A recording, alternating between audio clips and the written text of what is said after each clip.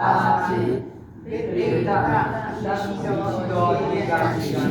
ထိုဧကတိကနာတိငါစားဆောင်ပြည့်စုံ၏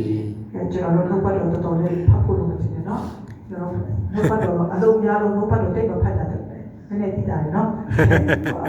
ကျဖတ်ချအောင်ဒီနေ့တော့ယေရုရှလင်မြို့တကားဒေဝတာစကားဖြင့်ဘေတတအမည်ရှိသောဧကရှိ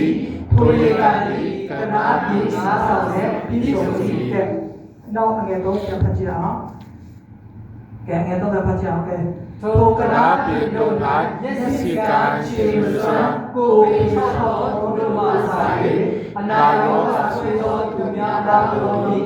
ယေရုရှလင်ကိုမျှော်လင့်၍နေကြ၏ကဲအငယ်ဒီကိုပဲပြန်တက်ကြည့်ပါ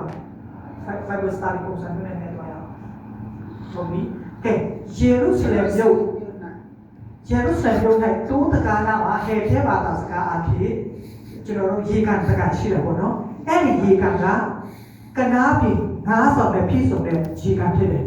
အဲ့ဒီကနားပြည်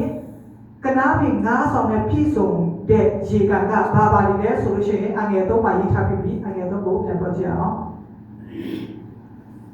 အငယ်တော့ပါအဲ့ဒီထိုကနားပြည်၌မျက်စိကန်းတော်သူစီမစွန်းတော်သူကိုယ်ပေချောက်တော်သူဖဆာ၍အနာရောဂါဆွေးတော်သူများအပေါင်းတို့